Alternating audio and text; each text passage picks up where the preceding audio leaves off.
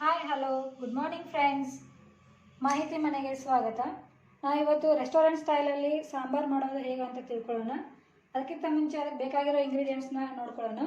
ಇದಕ್ಕೆ ಸ್ವಲ್ಪ ಕೊಬ್ಬರಿ ತುರಿಬೇಕು. ಕೊಬ್ಬರಿ ಸಣ್ಣದಾಗಿ ಹೆಚ್ಕೊಂಡಿರೋ ಕೊಬ್ಬರಿ, ಆಮೇಲೆ ಒಂದು ಈರುಳ್ಳಿ, ಚಿಕ್ಕದಾಗಿ ಹೆಚ್ಕೊಂಡಿರೋ ಈರುಳ್ಳಿ, ಕೊತ್ತಂಬರಿ, ಕರಿಬೇವು ಸೊಪ್ಪು, ಮತ್ತು ಈ ಥರ ಚಿಕ್ಕ ಚಿಕ್ಕದಾಗಿ ಹೆಚ್ಕೊಂಡಿರೋ ಈರುಳ್ಳಿ, ಒಂದು ಅರ್ಧ ಈರುಳ್ಳಿ ಬೇಕು. ಆಮೇಲೆ 2 ಟೊಮೆಟೊ, ಮತ್ತು ಇದಕ್ಕೆ ಅಚ್ಚ ಖಾರದ ಪುಡಿ ಒಂದು ಸ್ವಲ್ಪ, ಬೆಲ್ಲ, ಸಾಸಿವೆ, ಜೀರಿಗೆ, ಉಪ್ಪು, ಬೆಳ್ಳುಳ್ಳಿ ಮತ್ತು ಶುಂಠಿ, 1 ಇಂಚ್ ಶುಂಠಿ, ಮತ್ತು ಧನಿಯಾ ಬೇಕು.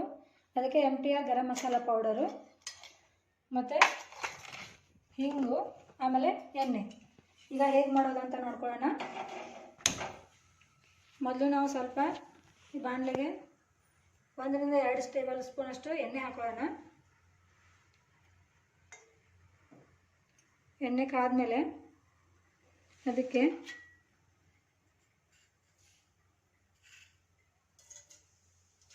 ಸಾಸಿವೆ ಮತ್ತು ಜೀರಿಗೆ ಹಾಕೊಳ್ಳೋಣ.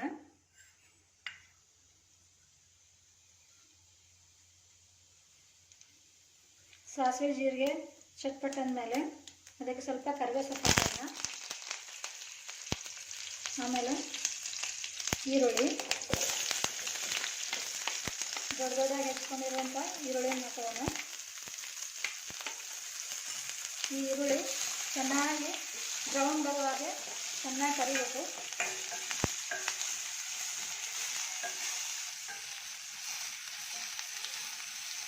ಇದು ಬೇಗ ಕರಿಬೇಕಂದ್ರೆ ನಾವೇನು ಮಾಡಬೇಕು, ಸ್ವಲ್ಪ ಇದಕ್ಕೆ ಉಪ್ಪನ್ನು ಹಾಕೋಣ. ಉಪ್ಪು ಹಾಕ್ಕೊಂಡು ಬೇಗ ಚೆನ್ನಾಗಿ ಬ್ರೌನ್ ಕಲರ್ ಆಗಿ ಬರುತ್ತೆ.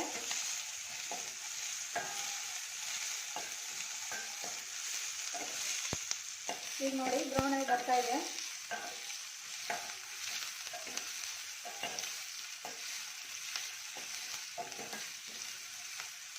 ಈಗ ಇದಕ್ಕೆ ಟೊಮೆಟೊ ಹಾಕೊಳ್ಳೋಣ.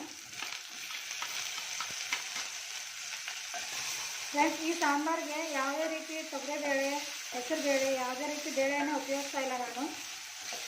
ಯಾವುದೇ ರೀತಿ ಬೇಳೆಯನ್ನು ಉಪಯೋಗಿಸ್ತೇನೆ ಯಾವ ರೀತಿ ಮಾಡಬೇಕು, ರೆಸ್ಟೋರೆಂಟ್ ಸ್ಟೈಲಲ್ಲಿ ಹೇಗೆ ಮಾಡಬೇಕು ಅಂತ ತೋರಿಸ್ತಾ ಇದ್ದೀನಿ ನಿಮಗೆ.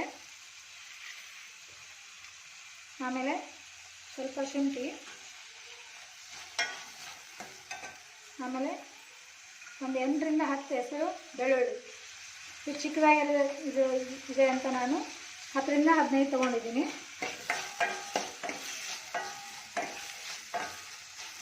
ಇದು ಚೆನ್ನಾಗಿ ಕರಿಬೇಕು.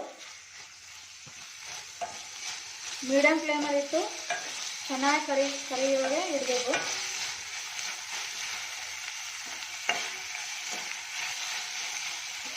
ಆಮೇಲೆ ಸ್ವಲ್ಪ 1 ಟೇಬಲ್ ಸ್ಪೂನಷ್ಟು ಧನಿಯಾ ಹಾಕಿ,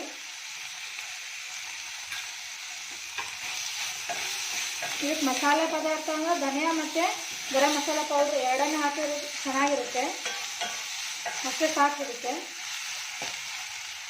ಆಮೇಲೆ ಈಗ ನಾವು ಅಚ್ಚ ಖಾರದ ಪುಡಿಯನ್ನು ಹಾಕೋಣ. ಅಚ್ಚ ಖಾರದ ಪುಡಿ ಕೆಂಪಿಗೆ ಚೆನ್ನಾಗಿದ್ರೆ ಕಲರ್ ಕೂಡ ಚೆನ್ನಾಗಿ ಬರುತ್ತೆ, ನೋಡೋಕೆ ಮತ್ತು ತಿನ್ನೋರಿಗೆ ಕೂಡ ಇಂಟ್ರೆಸ್ಟ್ ಬರುತ್ತೆ. ಅದಕ್ಕಾಗಿ ನಾವು ಮನೆಯಲ್ಲೇ ತಯಾರು ಮಾಡಿರುವಂಥ ಅಚ್ಚ ಖಾರದ ಪುಡಿಯನ್ನು ಬಳಸಬೇಕು.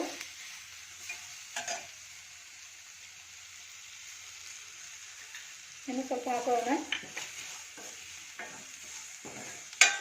ಈಗ ಕೊನೆಗೆ ಸಣ್ಣದಾಗಿ ಹಚ್ಕೊಂಡಿರೋ ಕೊಬ್ಬರಿ ತುರಿಗಳನ್ನು ಹಾಕೋಣ.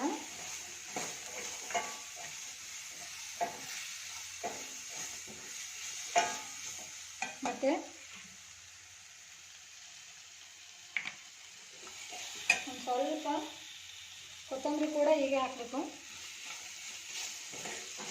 ಇದೆಲ್ಲ ಚೆನ್ನಾಗಿ ಒಗ್ಗರಣೆ ಆಗಿದೆ. ಈಗ ಇದನ್ನು ಸ್ಟೋವನ್ನು ಆಫ್ ಮಾಡೋಣ. ಇದು ಒಗ್ಗರಣೆ ಚೆನ್ನಾಗಾಗಿದೆ.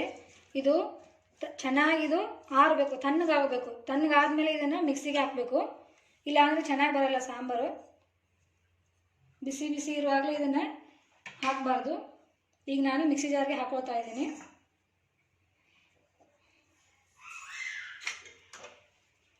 ಚೆನ್ನಾಗಿ ಆರಿದೆ ಇದು.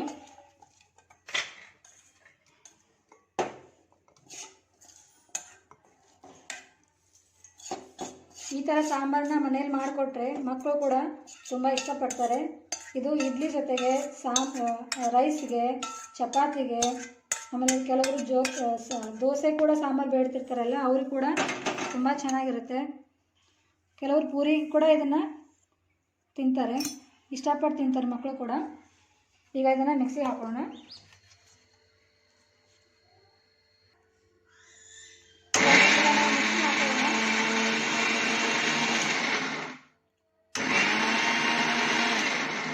ಇದು ತುಂಬ ಸಾಫ್ಟಾಗಿ ಬರೋ ಥರ ನಾವು ಮಿಕ್ಸಿ ಹಾಕ್ಕೋಬೇಕು.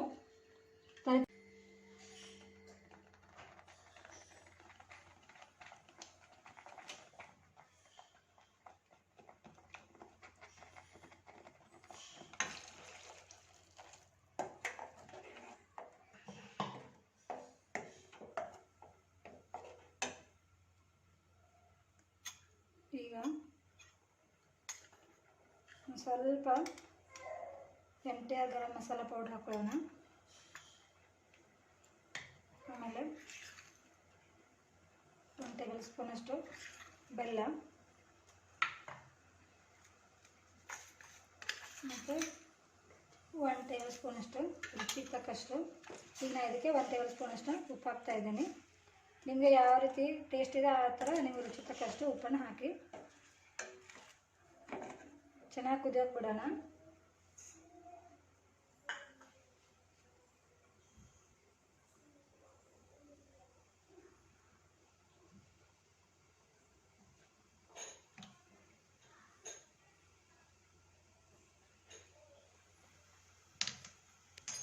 ಇದೆ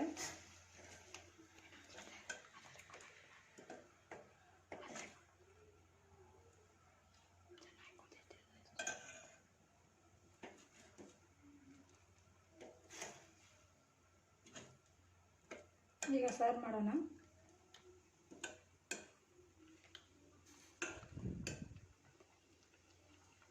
ನೋಡಿ ಫ್ರೆಂಡ್ಸ್, ಚಪಾತಿ ರೈಸ್ ಜೊತೆಗೆ ತಯಾರಾಗಿರುವಂಥ ರೆಸ್ಟೋರೆಂಟ್ ಸ್ಟೈಲಲ್ಲಿ ಸಾಂಬಾರು.